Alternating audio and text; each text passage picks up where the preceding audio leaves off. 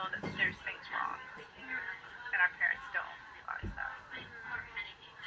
So, even though we like argue all the time because I say he's an alcoholic, he says he's not, we at least agree that there's something wrong with our parents. But, I think it's sort of hard because my brother flunked out of college, and I'm failing my classes, and I just worry that I'm gonna, one, look like a failure, and two, that I'll have to live with my parents, which can't happen. So I guess like I'm just worrying about that. Like that sort of freaks me out. Yeah, it seems like that would really cause some worry, especially with how you described your family situation and the way that you feel about how things have been going. Yeah.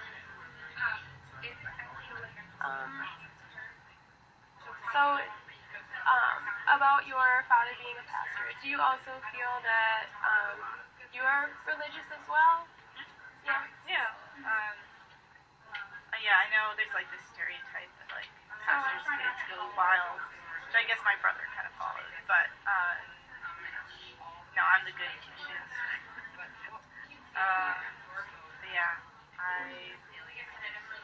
I definitely believe in God and Jesus and all that stuff. It's sort of hard at this school because I know like when I say that I'm a Christian, they give me kind of weird looks, but how does that feel for you? I mean, I guess I expected it. Like I'm from Grand Rapids, and like I know Grand Rapids is like really, there's lots of churches. Like you could visit a church every weekend. You won't visit them all, you know. So, and I knew I was sort of coming to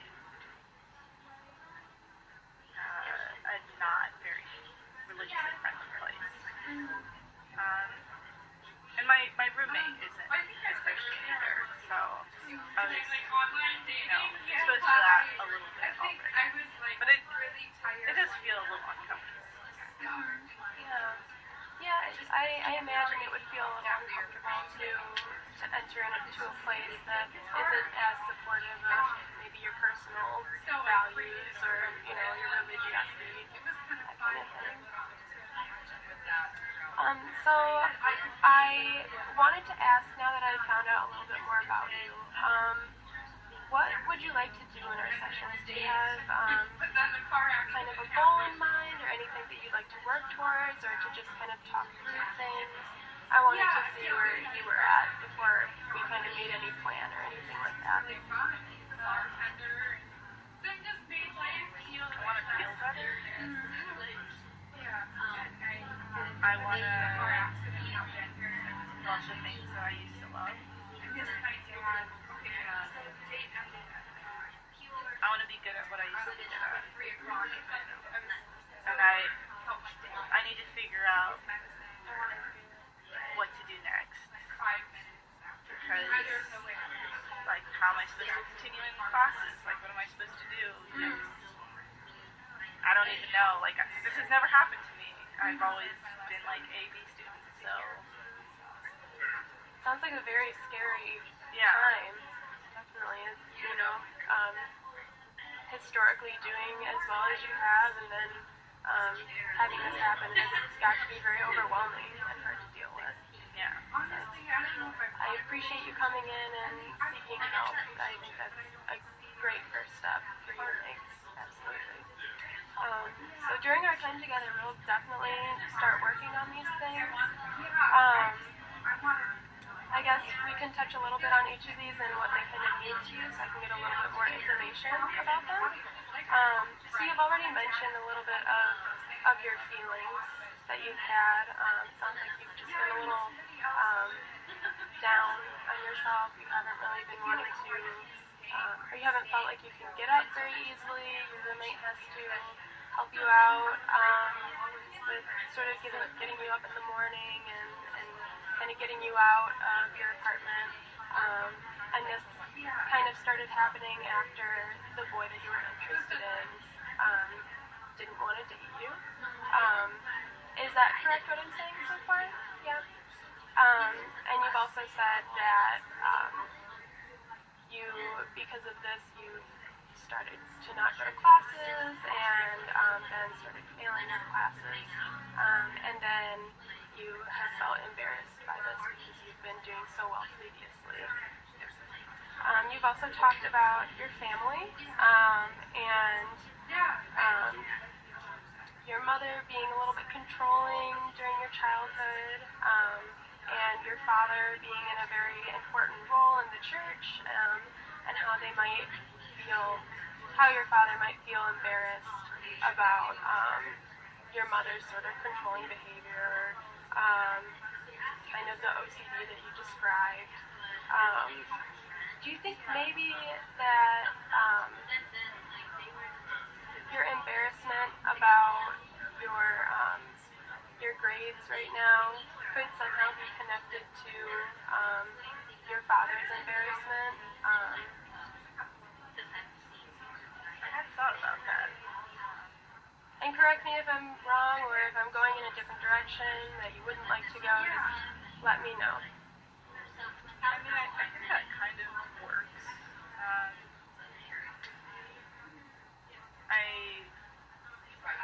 I think it sort of also works with the fact that, I'd never be good enough for my family in general, but I think you're right in that, my dad wants our family to be viewed as perfect, and I want to be viewed as perfect. And to have 2 kids flunk out, I don't know, it destroys the family honor, Yeah.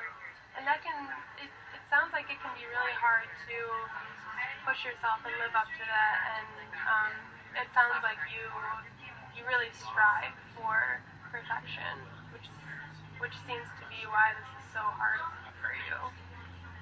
Yeah, I think that works. So you mentioned your love of reading and your love of books. When did you start noticing your decline for that? Around the same time that you kind of stopped going to classes? I guess it was sort of gradual. Like it wasn't at first. It was more like when I was sleeping more. A lot of things didn't seem all that interesting. And going back to the sleeping more, can you tell me about when that kind of started for you?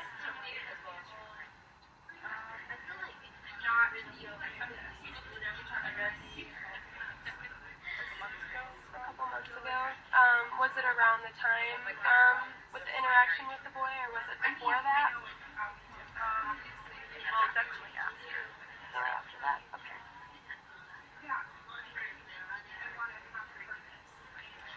And then describing being good at what you used to be good at. Can you go into a little bit more what that means for you? Like, I used to be able to write a paper in a night or two,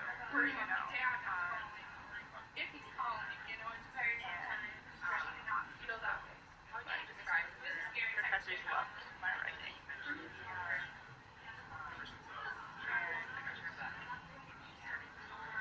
I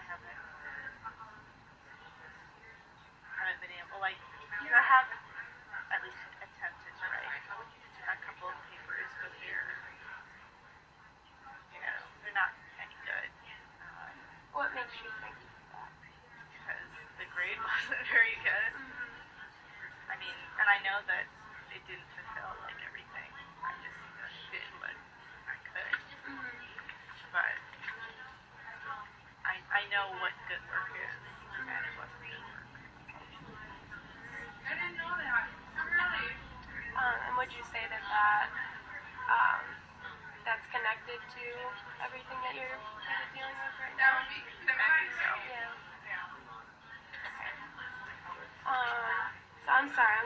flipping around with my pages a little bit.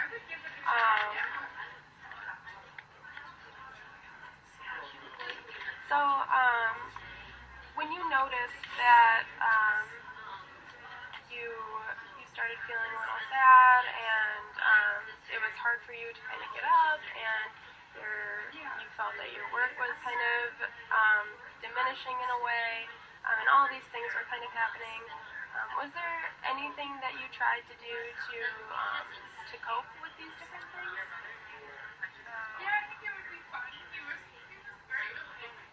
I tried coffee. Mm-hmm. That just made it so that I'd not be able to do anything else, but I couldn't even sleep. So that did really, it just sort of made me jittery.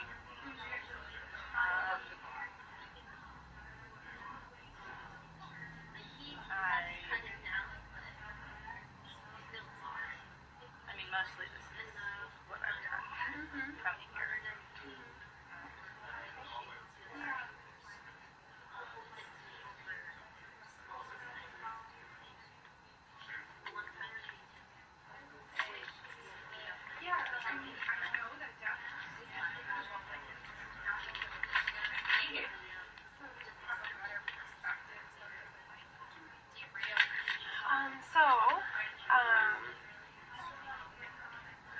We haven't talked very much about your brother, so if you wouldn't mind, would you like to talk about him a little bit more? Okay. So you told me that you suspect that he has alcoholism, and that he did flunk out of school. So could you just talk a little bit about that? Yeah, like a couple of years ago, he was at Calvin, the same college that I went to, and I had just I think I just graduated from there. Yeah, and there was this big, it was like a, I was getting calls from my mom, my dad, that he flunked.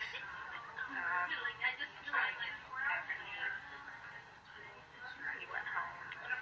I mean, we live in Grand Rapids too, so it's not that far, but there's definitely this sense of just shame.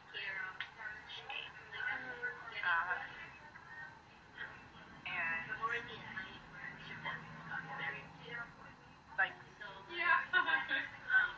I guess,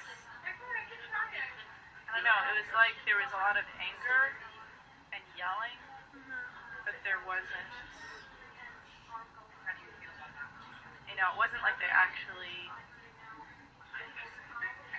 really talked about the drinking that much. I mean, they talked about it like, you need to stop it, but it was more like, this thing is bad, or this thing annoys us, so stop it. But not any understanding. And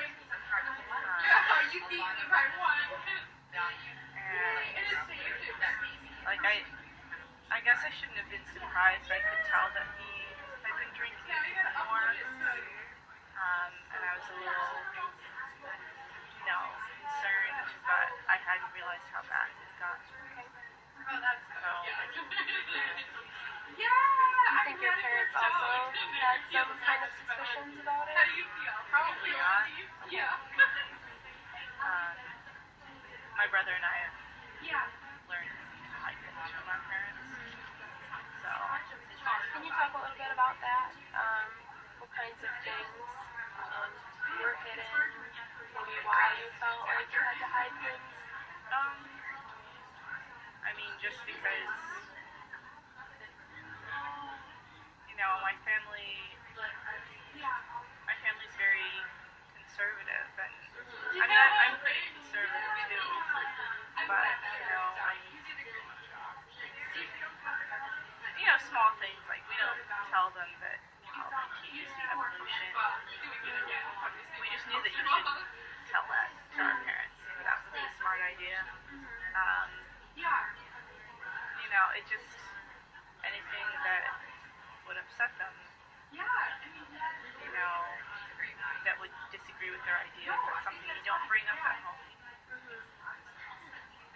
you imagine what might happen if you had brought up those things to your parents?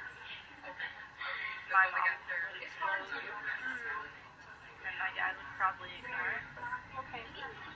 Did you find that your mom had those kind of explosive behaviors to other things that you may have brought up to her? I mean, well, obviously with my brother, there was lots of exploding. But like, you know, when I was younger and, you know, I would get, you know, a C, she would explode, you know. So I learned never to tell my mom what happened, you know, when I got older. So, Did you ever tell your dad about that kind of stuff?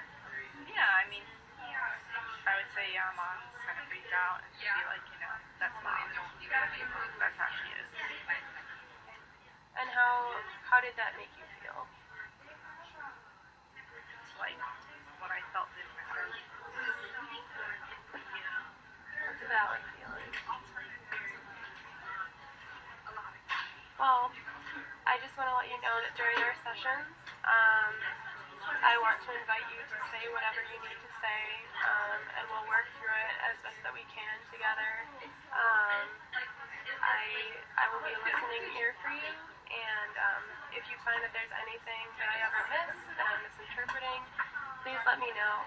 I'm here to help you through what you're going through.